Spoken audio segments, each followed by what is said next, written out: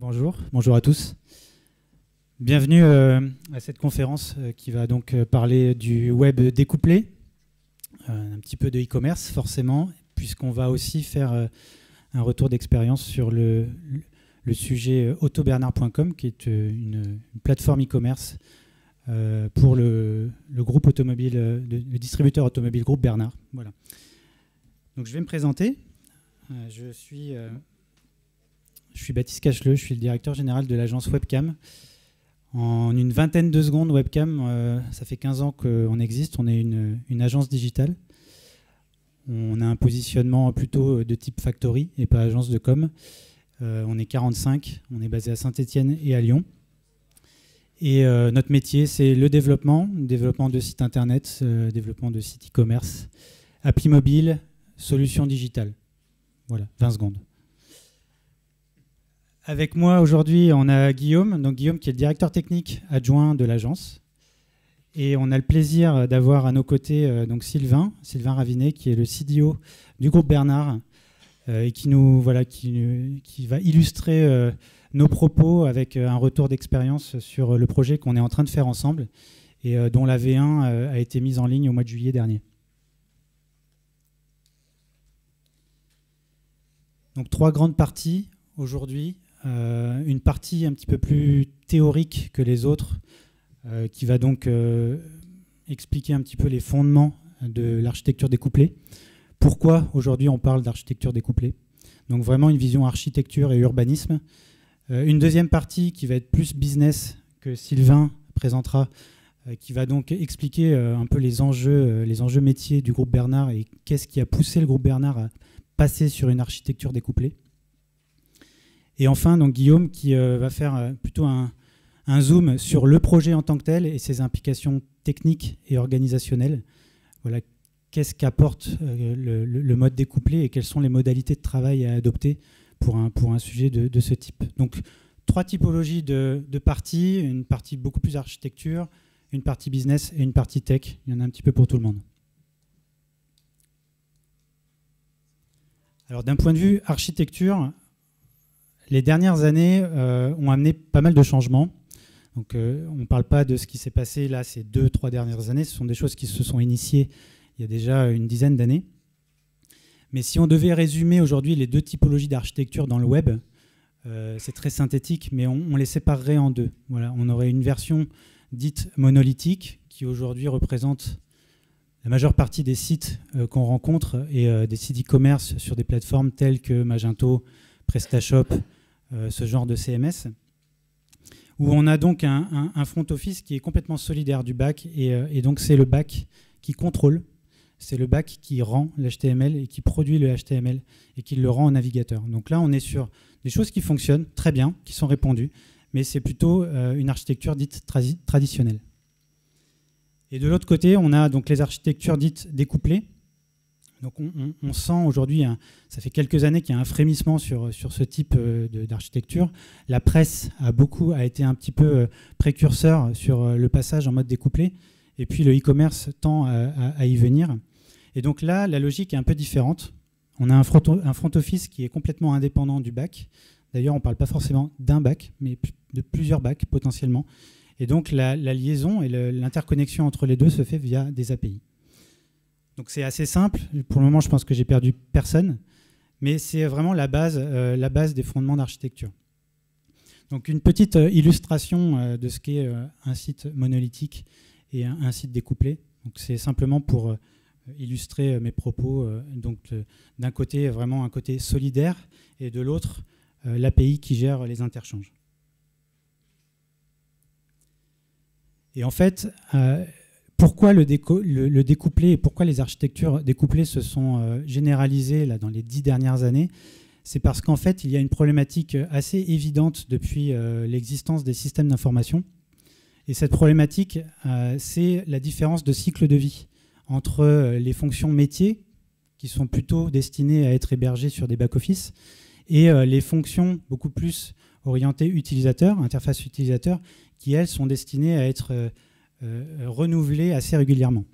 Donc en fait, quand on raisonne e-commerce, ou plus largement quand on raisonne sur des fonctions d'entreprise, les back-office ont des cycles de vie qu'on va généralement, on va donner un cycle de vie entre 5 et 10 ans. Voilà, déjà en termes de retour sur investissement, il est clair qu'un projet back avec des fonctions métiers profondes coûte cher et il y a un temps de ROI qui est beaucoup plus long. Donc ça, c'est la première chose. Et la deuxième chose, c'est que le front office, lui, il évolue en fonction des normes, il évolue en fonction des modes graphiques, les modes de traité, etc. Et donc, il y a une nécessité de rénovation et de renouvellement du front qui est beaucoup plus régulière et fréquente et qui est de l'ordre de 2 à 3 ans. Sauf que, avec une architecture monolithique, on ne peut pas respecter les cycles de vie indépendamment.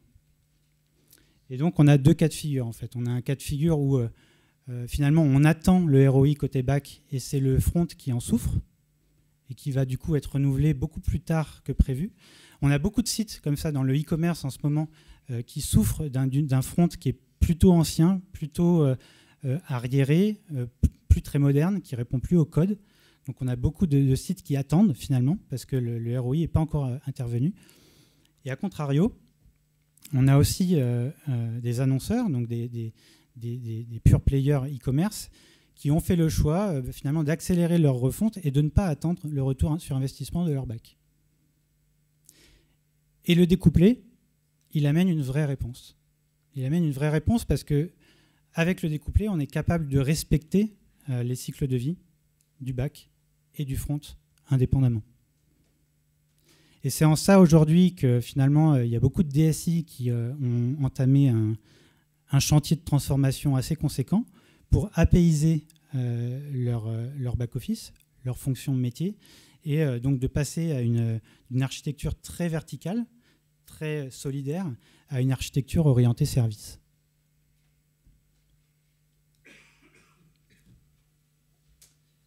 Alors, le web découplé, si on devait donner quelques arguments. Le premier argument, en fait, c'est un argument d'architecture. Le web découplé, il permet de respecter le rôle des solutions, leurs forces. Donc, on utilise leurs forces, donc on utilise les solutions et les technologies pour leurs forces et pas pour leurs faiblesses. Donc ça, c'est un vrai changement qu'a amené le découplage. Ensuite, il y a l'accès à de nouveaux frameworks pour la partie interface utilisateur. C'est que le découplage a permis l'émergence des frameworks type React.js, Vue.js, Angular, voilà, qui aujourd'hui permettent d'aller beaucoup plus loin dans l'expérience utilisateur côté front.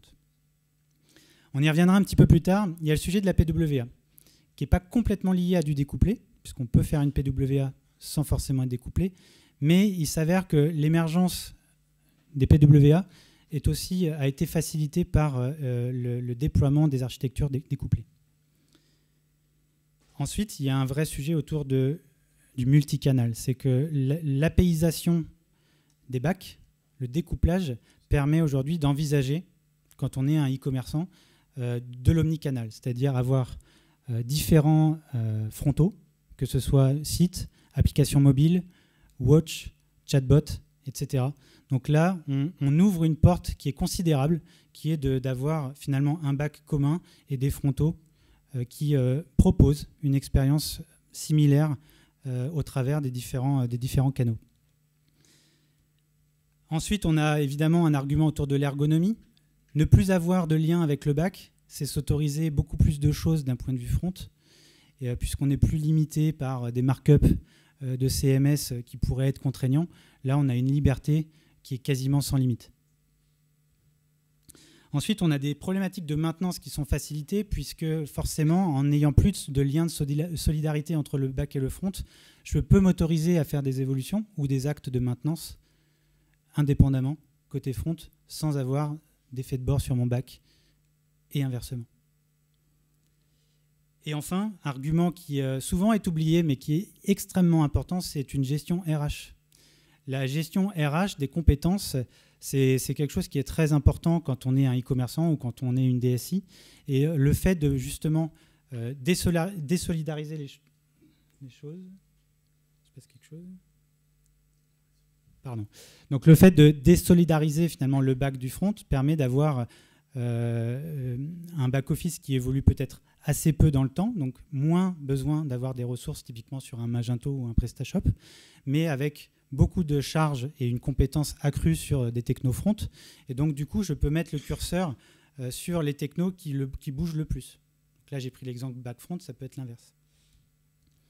Après, quelques limites quand même qu'il faut garder en tête, c'est le sujet du SEO. Donc, le référencement naturel, c'est quelque chose qu'il faut avoir bien en tête quand on entame un projet de découplage. C'est que le fait d'être en architecture découplée impose pour les crawlers de sites d'avoir un rendu côté serveur. Et donc là, c'est une problématique que Guillaume illustrera tout à l'heure avec l'exemple du groupe Bernard, mais il y a des implications à bien traiter du SEO quand on est sur une architecture découplée. Et enfin, et là c'est propre au PWA, c'est que si on va jusqu'à la PWA quand on est sur un site en découplage, alors il faut juste avoir en tête que pour le moment, Google et Apple n'ont pas tout à fait les mêmes visions sur le développement des PWA. Google a été le pionnier et celui qui l'a mis en avant. Apple est plutôt résistant, même si là, dernièrement, via les dernières publications d'iOS, il y a eu un pas en avant qui a été fait par Apple, mais toujours en retard par rapport à Google. Alors justement, la transition est quasi faite pour traiter le sujet des Progressive Web Apps. Donc, une petite précision qui est capitale, c'est qu'une Progressive Web App n'est pas forcément un site découplé. Je l'ai déjà dit, je le redis.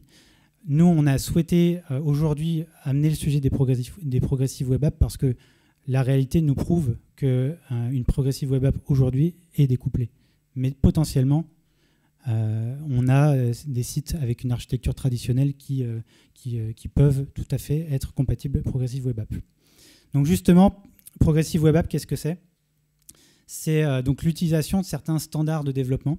C'est absolument pas un framework, c'est pas un langage, c'est simplement la combinaison de modalités de travail. Et donc ces trois modalités de travail, elles sont réunies là sur la slide qui vous est présentée. Donc c'est d'abord un certain nombre de bonnes pratiques de développement et de sécurité. Donc voilà, c'est embarquer ces pratiques dans un développement de site. C'est la mise à disposition d'un fichier qu'on va appeler le fichier manifeste, qui va décrire finalement les caractéristiques de la web app. C'est un fichier central dans la compatibilité PWA d'un site. Et enfin, et surtout, la mise en place donc, de ce qu'on appelle des service workers qui vont nous permettre d'aborder le sujet du offline, par exemple. Alors la PWA, pour un e-commerçant, quels vont être les avantages à l'utiliser ? Donc il y en a 5, on a essayé d'être assez synthétique. Le premier avantage, c'est de faciliter l'accès aux services. Donc contrairement à un site web traditionnel où finalement il faut connaître l'URL ou passer par du SEO ou du SIA, là on peut avoir un mécanisme qui ressemble à celui d'une app native avec une installation sur le desktop du terminal et pour pouvoir avoir justement un lien direct avec le site.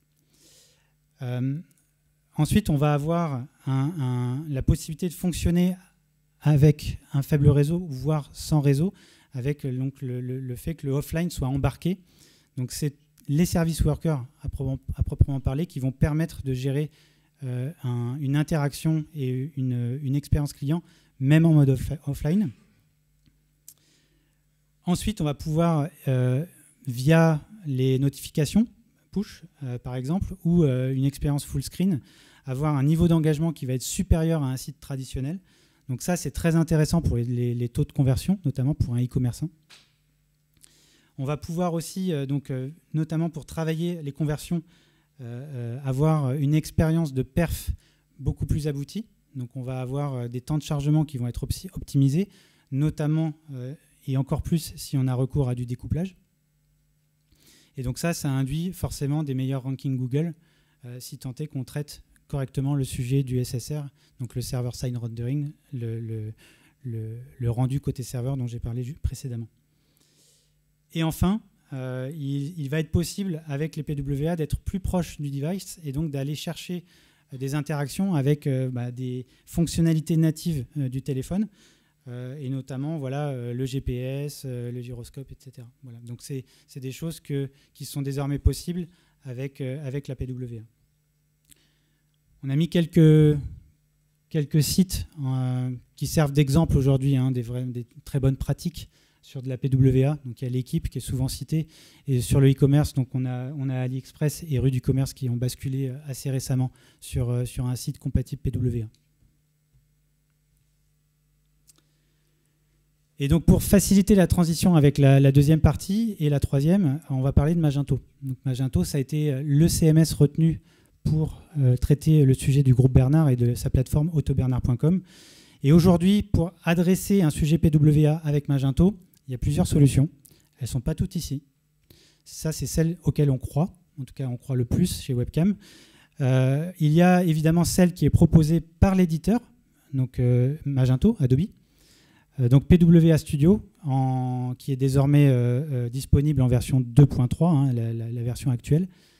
Alors, c'est une solution que, pour le moment, chez Webcam, on évite d'utiliser, tout simplement parce qu'elle n'est pas encore complète. Toutes les fonctionnalités Magento ne sont pas couvertes dans les schémas de données et l'APIisation qui a été faite. Et puis, surtout, d'un point de vue purement architecture, c'est une architecture qui est trop proche de Magento, contrairement aux deux autres. Je reviendrai sur ce point. À côté, vous avez deux solutions du marché qui sont assez robustes, qui se ressemblent dans leur capacité à traiter le sujet. Une solution qui s'appelle Front Commerce, éditée par donc, un acteur toulousain qui s'appelle Oxitech, une société d'ingénierie web. Et de l'autre, VuStoreFront, qui elle est développée par donc, la société Divant, basée en Pologne. Elles se ressemblent dans leur architecture. Elles proposent à peu près le même éventail fonctionnel, c'est-à-dire un fonctionnel qui couvre quasiment 100% de ce qu'un propose par exemple un Magento. La différence vient du thème PWA qui est proposé avec la solution, puisque d'un côté, on va être sur un thème React.js et de l'autre, on va être sur un thème Vue.js. Ensuite, les deux solutions ont un énorme atout, elles sont agnostiques, donc c'est-à-dire qu'elles peuvent tout bonnement fonctionner avec un Magento, mais également avec un PrestaShop, avec un Eurocommerce, etc. Voilà. Donc c'est ça leur force. Aujourd'hui, c'est des solutions qui émergent, qui sont déjà très matures. On reviendra donc par la suite de la présentation sur Front Commerce, puisque c'est la solution qu'on a retenue pour faire le projet. Je vais donner la parole à Sylvain. Donc Sylvain va vous présenter un peu le contexte de Groupe Bernard et surtout le pourquoi du comment par rapport au choix qui a été fait sur l'architecture découplée.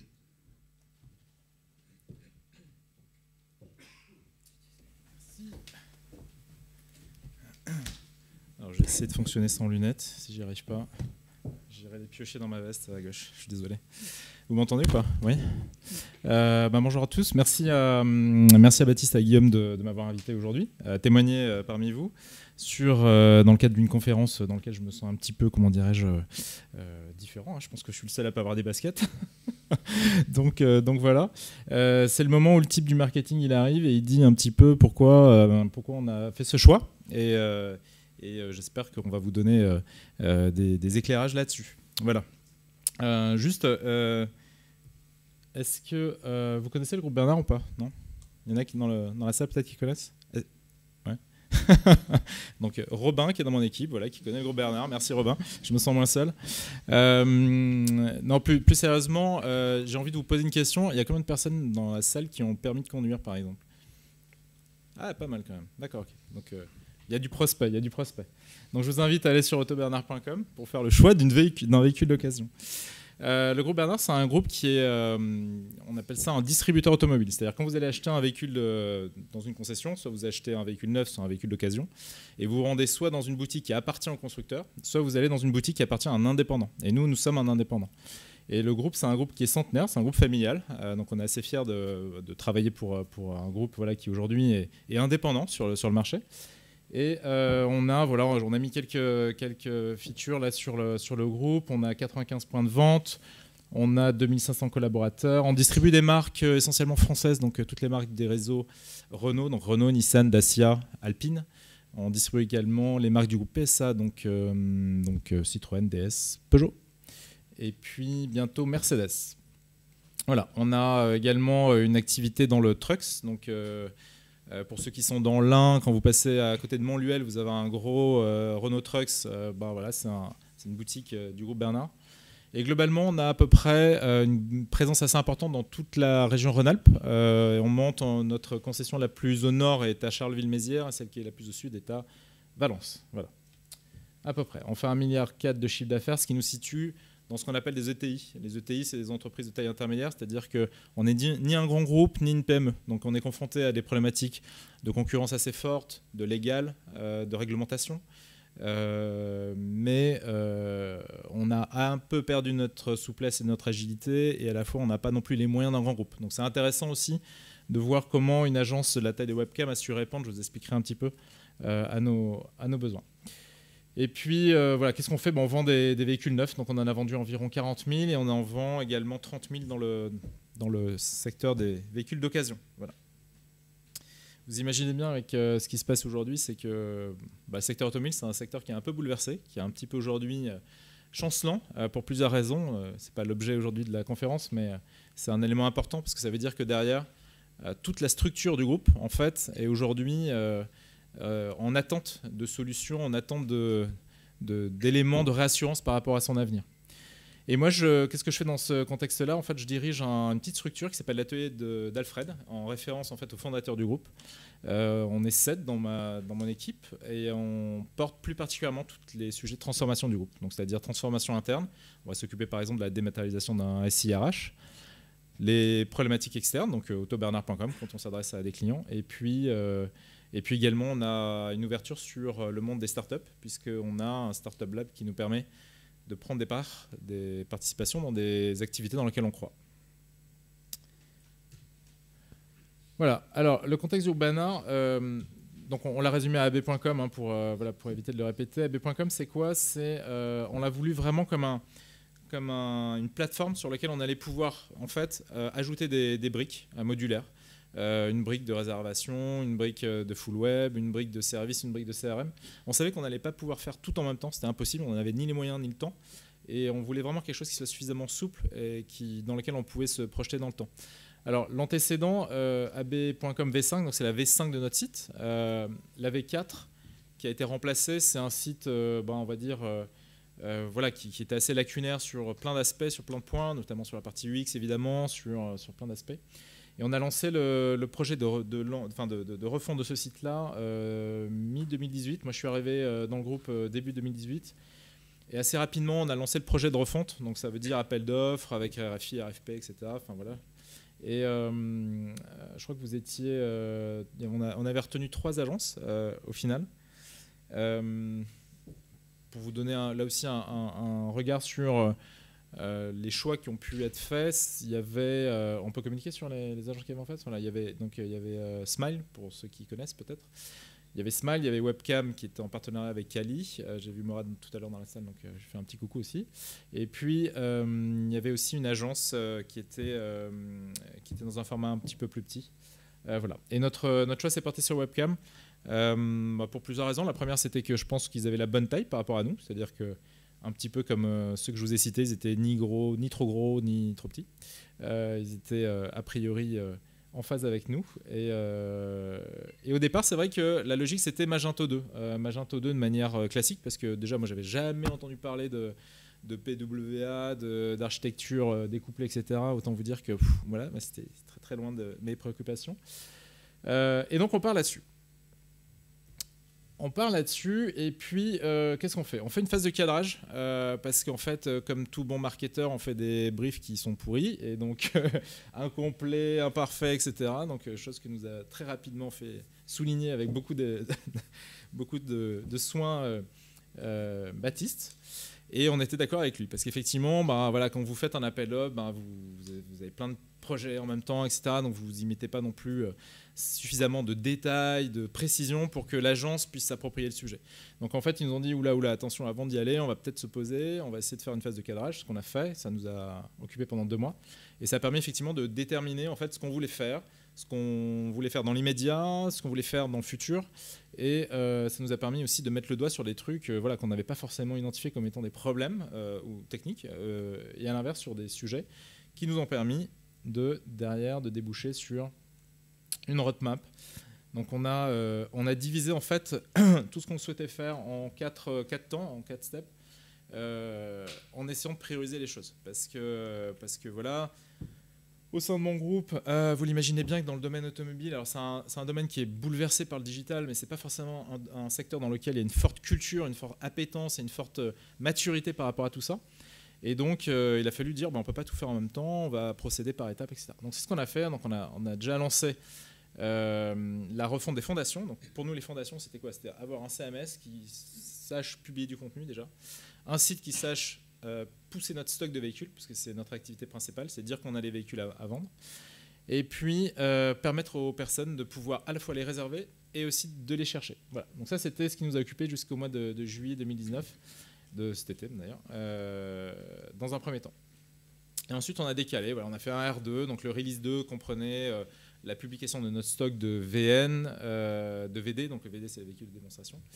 Un release 3 qui lui est aujourd'hui planifié sur juin, qui va nous amener sur a priori de la vente en ligne de véhicules. Donc aujourd'hui ce qu'il faut savoir c'est que c'est extrêmement complexe de vendre, enfin pour vous d'acheter un véhicule en ligne, voilà, de bout en bout, hein, j'entends, donc c'est-à-dire je le choisis et puis après derrière je fais mon financement, donc en gros ça veut dire que j'upload tous les documents nécessaires pour que la banque accepte mon financement, que je mette toutes mes pièces, qu'on me dise que c'est bon, que j'en oublie Robin, la carte grise, enfin toute la, voilà, c'est extrêmement compliqué. Et puis après le véhicule il faut que soit j'aille le chercher, soit on me l'apporte, enfin voilà, donc c'est assez complexe. Et c'est la raison pour laquelle on va planifier ça sur 2020. Et puis, voilà, on a d'autres éléments sur la partie R4. Donc tout ça, en fait, ce qu'on a mis à jour dans le cadre de la phase de cadrage, c'était pas forcément, c'était pas forcément imaginé à ce rythme-là. C'était pas forcément imaginé avec derrière cette richesse-là. Et ce qui s'avérait en fait relativement simple dans une logique Magento 2, s'est avéré petit à petit se complexifier avec le temps. Et notamment sur la partie dématérialisation, où c'est à ce moment-là où Webcam nous a dit oula, attention, si vous voulez aller là-dessus, s'appuyer sur la logique non dématérialisée, ça risque d'être compliqué. Et puis il y a ça aussi, donc ils nous ont parlé de PWA, et donc forcément ça parle aussi, parce que nous on n'avait pas les moyens par exemple de faire une app native, donc c'était pas du tout dans notre roadmap. Et quand on sait que via la PWA on pouvait embarquer en fait des fonctions natives de type, voilà ce dont parlait tout à l'heure Baptiste, c'est-à-dire notification, géolocalisation, etc., bah, tout de suite ça parle, parce qu'on se dit on va pouvoir utiliser notre site mobile comme élément de relation client un peu plus important. Et donc voilà un petit peu le choix face auquel on a été confronté, c'est de dire ok, ben, soit on intègre assez classiquement Magento, comme globalement d'ailleurs toutes les agences nous incitaient à faire, hein, voilà, on n'avait jamais, lorsqu'on a épluché les dossiers de réponse, aucune agence à l'époque nous avait dit votre besoin a l'air de plutôt correspondre à cette logique-là. Donc c'était plutôt cette option-là qu'on avait retenue. Et puis bah voilà, Webcam ils sont revenus vers nous en disant bah, y a ça, y a ça risque également, enfin ça risque non. La promesse c'est également de pouvoir se projeter plus rapidement dans l'intégration des modules, donc gagner du temps. Donc il y avait un ROI qui était intéressant aussi, parce que ce qu'il faut savoir c'est que Fonds de commerce c'est pas gratuit, il y a une licence, il y a du support, etc. Donc ça fait des petits billets quand même qui s'additionnent les uns aux autres. Et néanmoins, voilà, on a, je pense à l'époque, bien vendu le projet, à la fois à notre DSI qui portait les coûts, et puis à notre structure. Et bah, assez rapidement, c'est projeté dans cette logique d'architecture.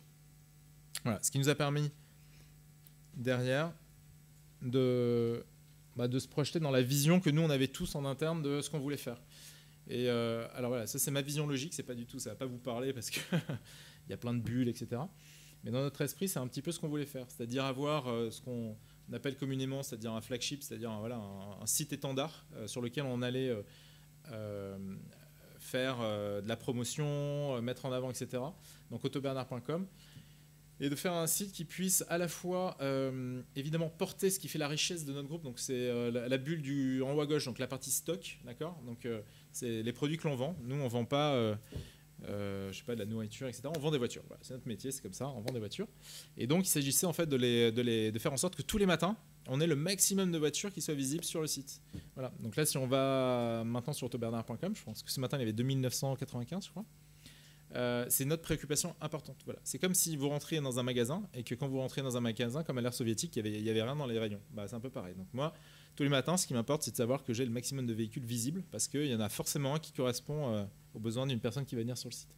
Et donc ça, qui répond à ça, c'est la partie stock PIM, donc avec Planète VO aujourd'hui, qui est c'est la solution sur laquelle on s'appuie pour publier notre stock, qui communique donc avec notre site via Magento, vous me dites si je dis une bêtise, et dans lequel on va pouvoir piocher, taper via la solution Algolia. Donc voilà, vous la connaissez certainement, qui est le moteur de recherche. Stampede, c'est quoi? Stampede, aujourd'hui, c'est une application qui a été déployée dans le réseau de nos concessions et qui permet de prendre en photo les véhicules. Donc ça permet d'harmoniser la prise de vue des véhicules sur notre site. Il s'agissait également de pouvoir avancer sur la logique de connaissance client, donc à travers trois axes. La première, c'est une solution qu'on appelle Autocall. Autocall, c'est quoi? C'est le recueil de tous les leads qu'on collecte. Donc on va collecter des leads par le site web, on va collecter des leads par nos campagnes téléphoniques, etc. Et tout ça abreuve en fait Autocall, qui va après derrière être diffusé en concession, pour qu'après vous puissiez être harcelé par mail, par téléphone. Voilà. Ça, généralement, vous aimez bien. Et puis, Zendesk. Alors, Zendesk, c'est quoi? C'est une solution qui permet de faire de la relation client sur autobernard.com. Notamment, on l'a imaginé comme étant un support sur des parcours de vente, de réservation, pour pouvoir conforter le client et l'aider lorsqu'il en a besoin. CRM, on a aujourd'hui une brique CRM qui est en cours de construction chez nous et qui a vocation à, évidemment, communiquer avec AutoBernard pour pouvoir s'abreuver derrière en données et pouvoir faire du self-care, c'est-à-dire j'ai un espace client, je vois ma voiture, je sais quand est-ce qu'il y a des révisions à faire, etc. etc. Voilà, on a des services aujourd'hui qui se résument à faire soit de la réservation, donc c'est-à-dire qu'un véhicule vous plaît, vous pouvez le réserver pendant une durée de 7 jours, je crois. C'est ça 62 7 jours, hein, c'est ça, voilà. Donc pendant 7 jours, on vous le réserve et on en fait la réservation via donc le système de paiement Stripe. Alors pourquoi Stripe? Parce que comme en fait on est un groupe, mais en fait on est une addition de sociétés différentes. Donc quand vous achetez un véhicule à une concession, c'est une société. Donc en fait on a mis en place une solution de type marketplace qui permet en fait de pouvoir affecter une réservation à une société vendeuse. Voilà, puis des services après-vente, etc. Et puis on n'a évidemment pas qu'un seul site, on a d'autres sites qui aujourd'hui ne sont pas embarqués dans la logique Magento 2, qui tournent sous Magento 1, mais qui ont vocation évidemment à monter dans le train. Voilà. J'ai pas dit trop de bêtises, c'est bon? Voilà. Maintenant, je vais passer la... Je sais pas si vous avez des questions. Enfin, à la fin, je crois qu'on a réservé un peu de temps, mais voilà. Je laisse la parole à Guillaume, qui va nous expliquer maintenant très concrètement comment ils se sont organisés, comment on a fait en sorte qu'on ait tenu les délais, notamment. Merci Sylvain. Donc dans cette partie, on va revenir sur le cœur du sujet, le retour d'expérience du projet autobernard.com. Donc V5, vous l'avez compris, c'était une refonte. Alors comment on a géré notre temps? Alors déjà, on n'est pas parti tête baissée sur la solution fonds de commerce. On a pris notre temps avec l'éditeur, avec 3 jours de formation. Donc ils nous ont appris à manipuler leur thème. Et par exemple, via des exercices pratiques, à modifier un tunnel de commande. Ce qui peut être normalement la chose la plus difficile sur un Magento, mais ce qui s'est avéré vraiment facile sur un fonds de commerce. Donc on a découpé le projet en 6 sprints, en silos, donc ce n'était pas de l'agilité, le périmètre était bien défini, mais ça nous a permis de segmenter le projet et d'intercaler des phases de recettes intermédiaires à l'issue de chaque sprint pour venir dégrossir la phase de recettes finale. Et ces phases de recettes intermédiaires on vient de tester uniquement le sprint précédent. Donc on a toutes les règles d'affichage de gestion en tête qu'on a pu définir dans les spécifications. Donc c'est bien plus facile d'itérer comme ça. Et puis on a un backlog qui grossit donc, au fil des sprints.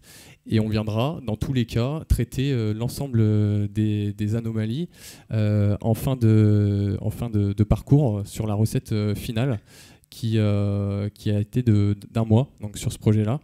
On avait une date de mise en ligne qui était connue et qui était fixe. donc qui était positionné aux alentours du 14 juillet, qui est une période assez creuse pour le groupe Bernard. Donc même la date de mise en ligne était intelligemment positionnée.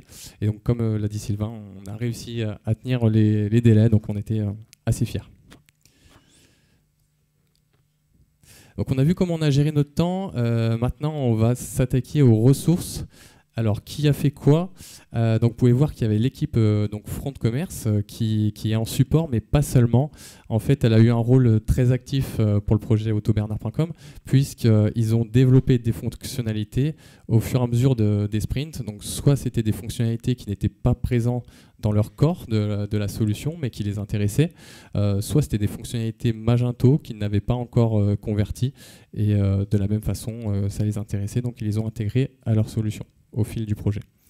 Donc on a le sponsor Groupe Bernard en la personne de Sylvain, le product owner donc, qui est dans la salle en la personne de Robin, et puis en directeur de projet Baptiste, en chefferie de projet moi-même, et nos deux équipes, donc comme l'a dit tout à l'heure Baptiste, sur des profils très spécialisés, une équipe plutôt back-end qui est intervenue sur donc le Magento 2 pour créer principalement les API nécessaires, et une équipe front-end qui a travaillé sur le thème React de la solution Front Commerce.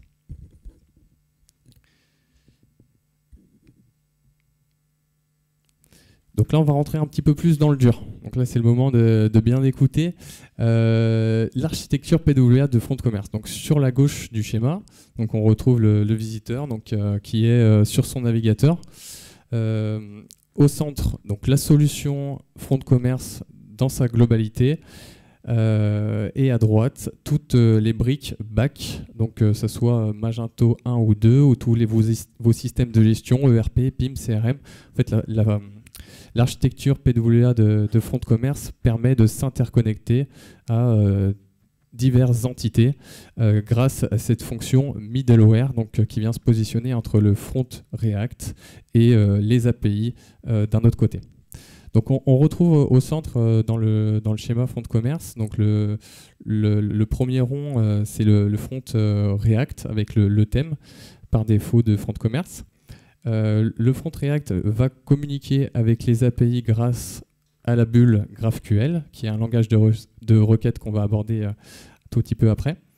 On retrouve donc le fameux SSR, donc nom un petit peu barbare, Server-Side Rendering, donc, qui veut dire que le code est rendu côté serveur, donc pour être interprété par les moteurs de recherche.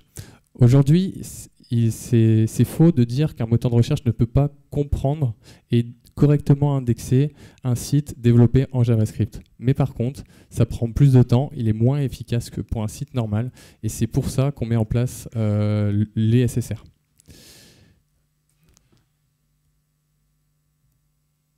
GraphQL. Donc GraphQL, il a un rôle très très important. Il est au cœur de tous les échanges entre la partie front et la partie back. C'est un langage de requête qui a été créé par Facebook en 2012 pour ses propres besoins et qui a été mis à disposition en 2005. Donc on en entend de plus en plus parler. Pourquoi? Parce qu'il a plein d'avantages.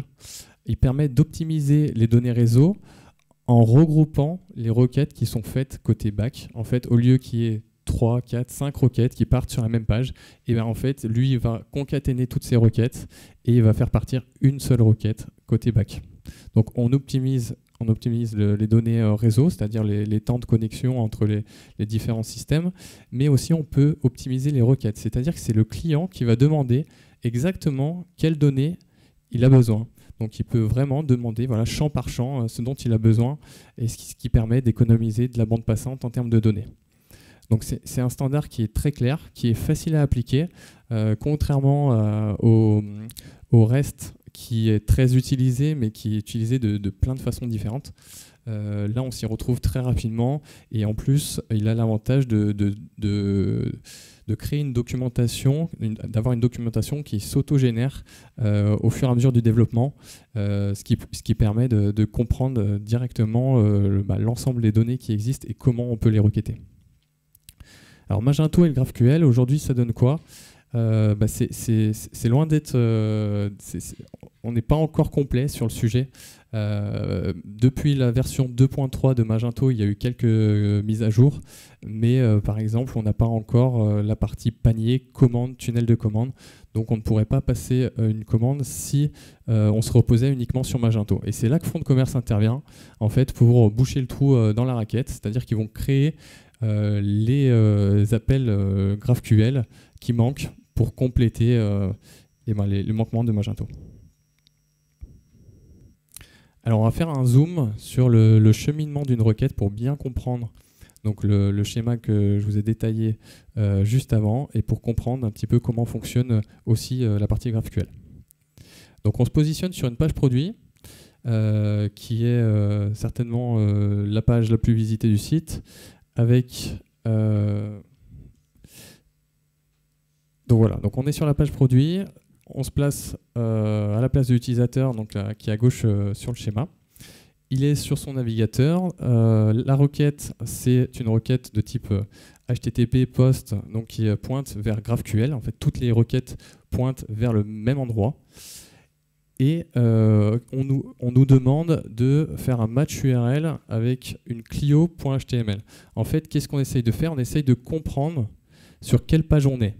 Donc on dit à notre routeur qu'on est sur une page Clio.html, on essaye de savoir si c'est une page produit, une page catégorie. Donc on passe la requête au moteur GraphQL côté serveur, donc cette fois-ci côté Node.js. À ce moment-là, on passe via la librairie Apollo dans ce qu'on appelle des résolveurs qui sont responsables d'aller chercher la bonne information. Et là intervient Front Commerce. En fait, ils ont créé ce qu'on appelle des loaders qui font l'interface entre les résolveurs et les API d'un autre côté. Ça permet notamment de créer des fausses données, ce qu'on appelle des mocks, qui sont très utiles en phase de développement quand les API ne sont pas encore disponibles. Vous avez par exemple une équipe front qui travaille plus efficacement ou plus rapidement qu'une équipe back, pas de problème, on mock les API et donc à ce moment-là, on peut continuer de travailler normalement côté front le temps que l'équipe back termine les API. En dessous, on remarque la brique cache qui fonctionne sur du Redis, donc mémoire RAM très performante, c'est une base de données clé-valeur. Les appels en fait, ne vont pas toujours être faits côté API. Si on a la donnée et qu'elle est encore à jour, on vient se servir directement dans le cache, et ça c'est une plus-value Front Commerce qui a toute son importance.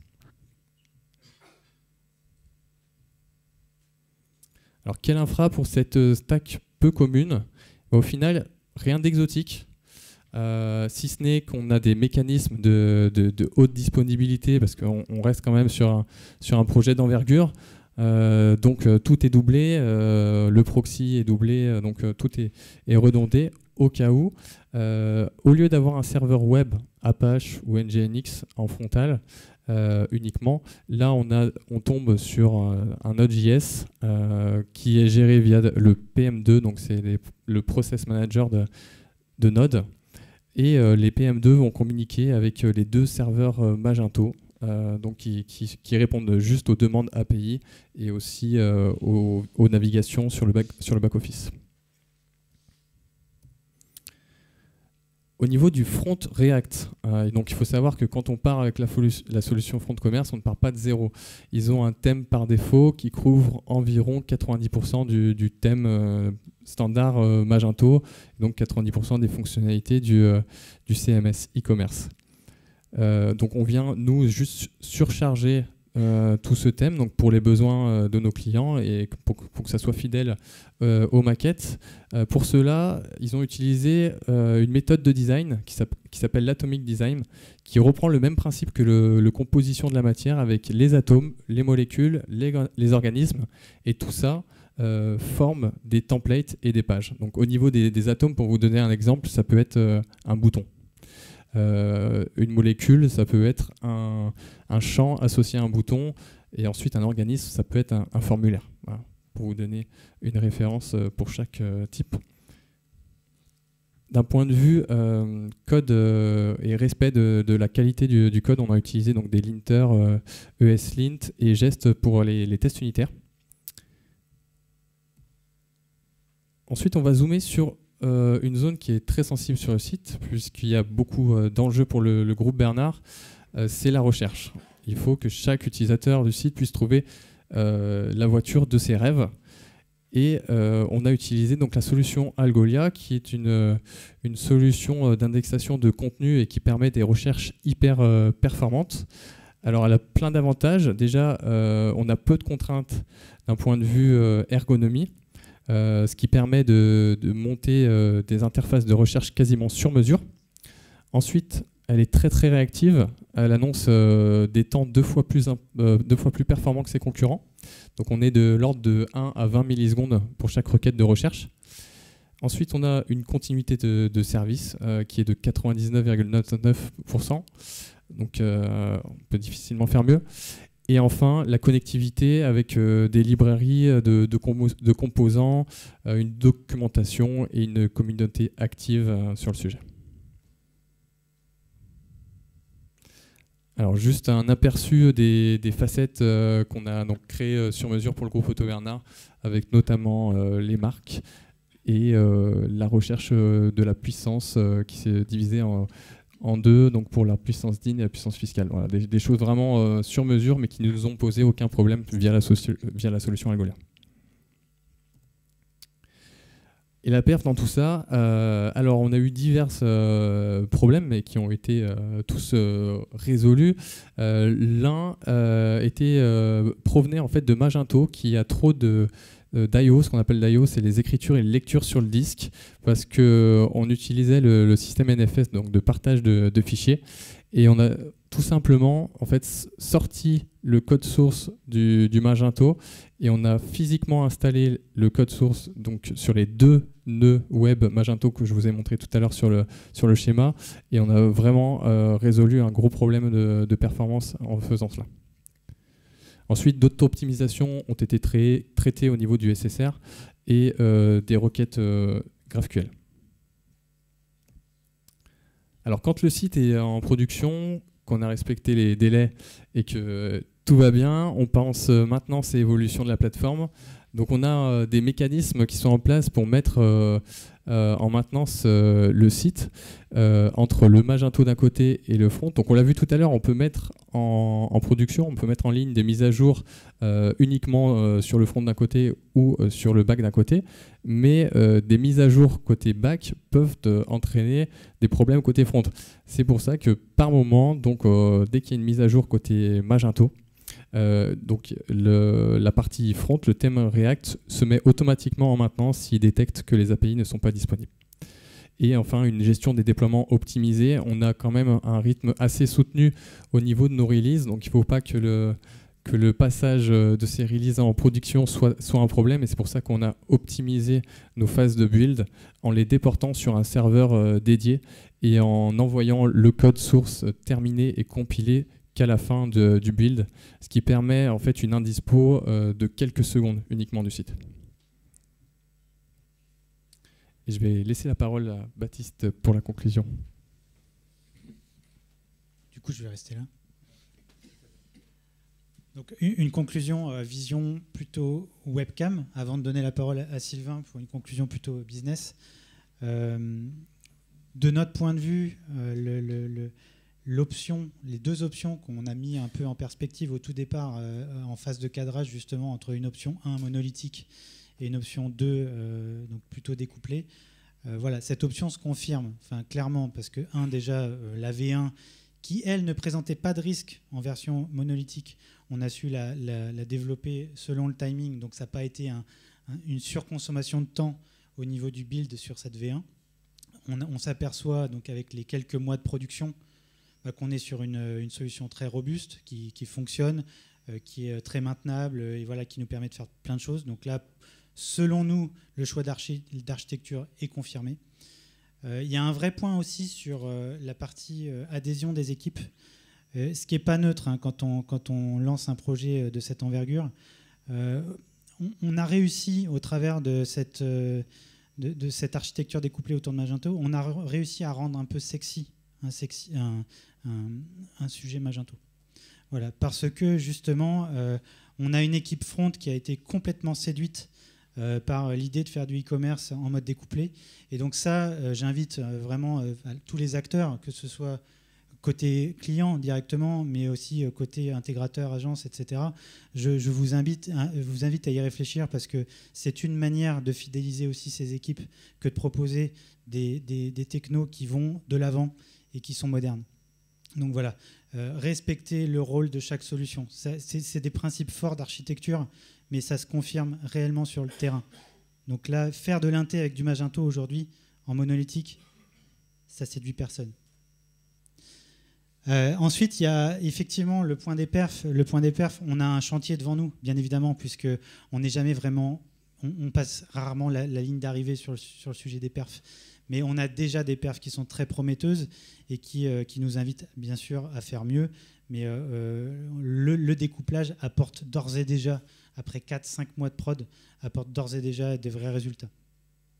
Et enfin, et ça, c'est justement c'était l'enjeu à proposer ce type d'architecture, c'est que là, on est complètement serein à l'idée d'aborder une release 3.4 en 2020, qui va s'éloigner fortement des tunnels et des standards de Magento. Donc là, on est complètement serein à l'idée d'engager ces projets-là, parce qu'on a un socle qui est robuste et qui, avec un front qui va nous permettre de le faire facilement. Voilà. Alors, juste une petite précision avant de redonner la main à Sylvain. Il y a une question qu'il faut se poser. L'étape de cadrage dont on a parlé tout à l'heure, elle est fondamentale. On fait pas mal de projets Magento chez Webcam. On ne les fait pas tous de cette manière. On ne s'amuse pas non plus à proposer du découplage alors qu'on n'en a pas besoin. Là, aujourd'hui, on fait un gros projet pour un acteur du B2B. Il n'y avait aucune raison valable qui aurait justifié l'investissement d'un coût de licence, l'investissement sur le build, etc. Donc, ce n'est pas toujours la bonne réponse. Il faut en être conscient. Donc, il faut vraiment qu'il y ait un enjeu business, qui est une roadmap exigeante et ambitieuse qui le justifie. Voilà. Ce type de questions, il faut se les poser avant de partir et pour pouvoir faire un bon choix d'architecture. Très, très rapidement. Pour nous, donc vous l'avez vu, hein, le site il était au cœur de la stratégie de transformation du groupe, et donc comme on l'a mis en temps et en heure, c'était véritablement intéressant pour nous d'avoir respecté ces contraintes. On a fait un bond en avant aussi d'un point de vue UX, parce qu'effectivement la V4 était extrêmement en deçà des standards qu'on a mis en avant, et puis ça nous permet effectivement d'accélérer le développement et de se projeter dans le futur. Voilà pour moi. Alors après, c'est la partie recrutement de la... Non, mais il faut qu'on ait quelques minutes pour faire les questions-réponses. Voilà, vous l'avez compris. Comme on adore cette techno au groupe Bernard, dans l'atelier d'Alpha, on a décidé d'intégrer une compétence qui va rejoindre donc 1, 2, 3, 4 développeurs. Donc voilà, on cherche quelqu'un qui se projette sur ces technos et qui nous rejoigne pour mettre à bien et nous développer sur le site dans les semaines, dans les mois qui viennent. Donc recrutement ouvert, je me tiens à votre disposition à la fin de la conférence pour parler avec vous si vous êtes intéressé. Voilà. Il nous reste quelques minutes pour d'éventuelles questions. TJ, je ne sais pas si tu es dans le coin. Est-ce qu'il y a des questions? TJ?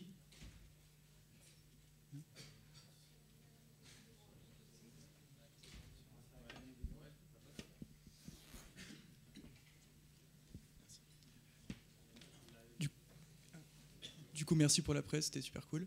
Petite question aux côtés du groupe Bernard. Suite à cette refonte, est-ce que vous observez suite à votre ancienne techno, est-ce que vous avez maintenant du trafic supplémentaire, de l'engagement supplémentaire et au final de la conversion sur votre site qui est liée potentiellement à cette modification de techno et à ce que vous avez mis en place?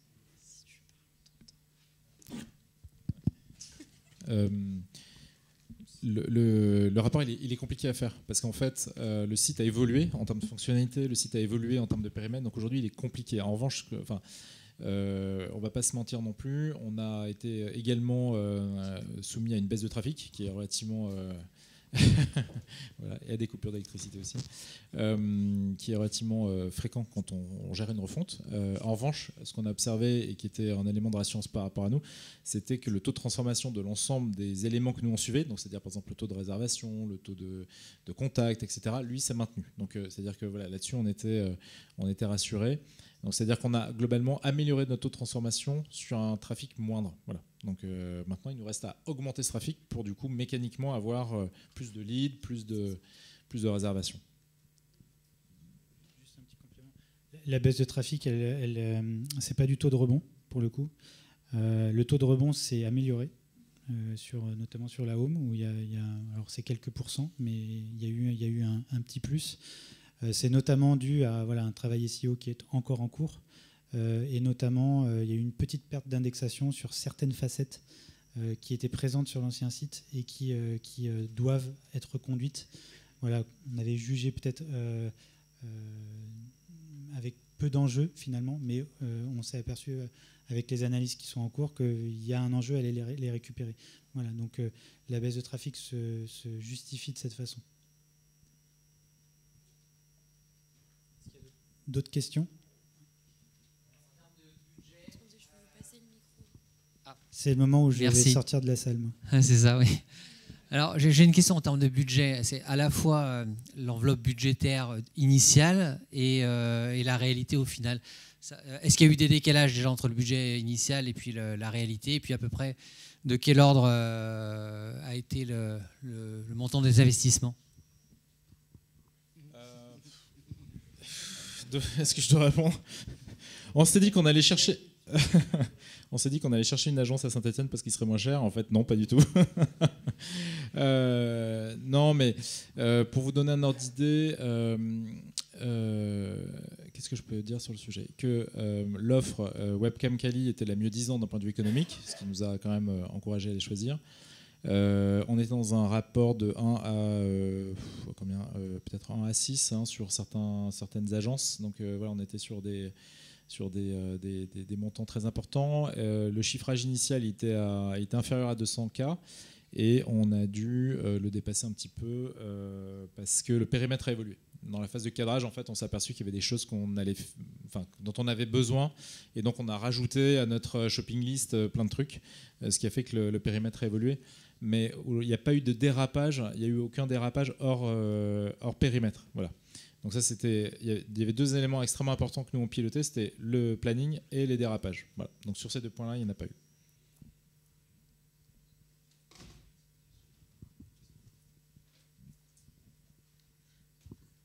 En fait, c'est lié un petit peu à la question précédente. Juste pour savoir, pour la phase de cadrage, ça a été dans la proposition de départ ou alors c'est une phase de cadrage qui est venue après la sélection du candidat? La phase de cadrage, en fait, on ne l'avait pas prévue. C'est Webcam qui nous l'a proposé. Parce que comme je l'indiquais tout à l'heure, en fait, à un moment donné, on s'est dit, mais on n'a pas suffisamment d'informations. Il y a des zones d'ombre, il y a des choses dont on parlait, mais sur lesquelles nous, on n'avait pas encore mis des aspects fonctionnels dessus. On n'avait pas identifié des éléments techniques. Ce qu'il faut savoir, c'est que en fait, notre site, il est hyper perméable avec tout l'environnement ainsi du groupe. Donc, je ne sais pas si vous l'avez vu, mais le site, il communique avec PVO, qui est notre outil, qui est intégré dans nos 45 concessions, qui est utilisé quotidiennement par tous les vendeurs pour publier leur stock. Le site, il est également consommé il va consommer de l'information dans notre DMS. Donc, c'est l'outil qui est utilisé par tous nos vendeurs, enfin tous nos secrétaires de vente pour quand vous achetez un véhicule. Le site, il est là aussi en consommation directe sur plein d'éléments. Et ça, force est de constater que quand vous êtes webcam, que vous arrivez, qu'on vous dit vous allez refondre ce site, et qu'on vous parle de DMS, on vous parle de PIM, etc., c'est pas évident. Et donc la phase de cadrage qui nous a été proposée, on l'a acceptée parce qu'effectivement c'était indispensable. Et que nous, en phase amont, dans le cadre du brief, de l'appel d'offres, dans le cahier des charges, on n'avait matériellement pas la possibilité de répondre techniquement aux questions qui se posaient. Et donc ça a été proposé par Webcam et je pense qu'avec le recul, c'est quelque chose qui est à faire. Ouais.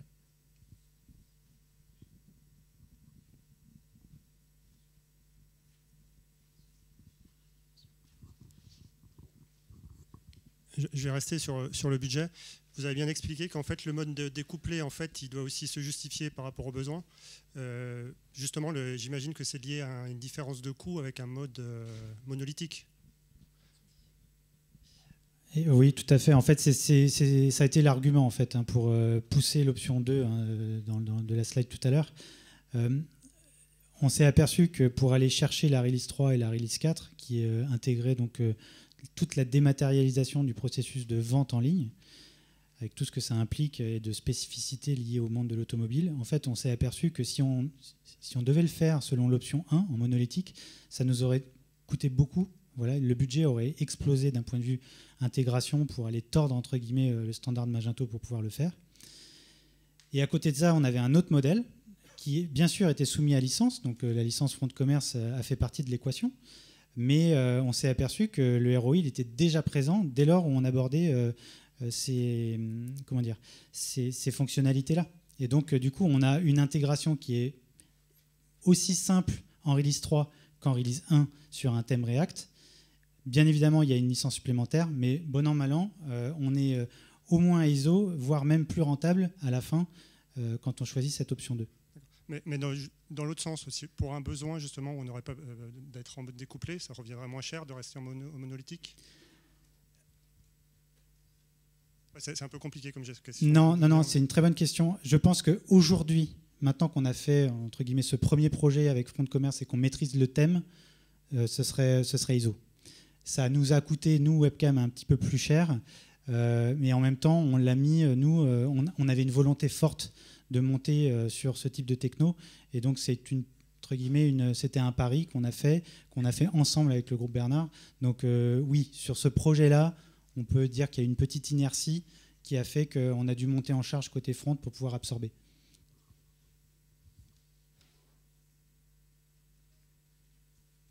D'autres questions ? Écoutez, merci beaucoup. On se tient à votre disposition.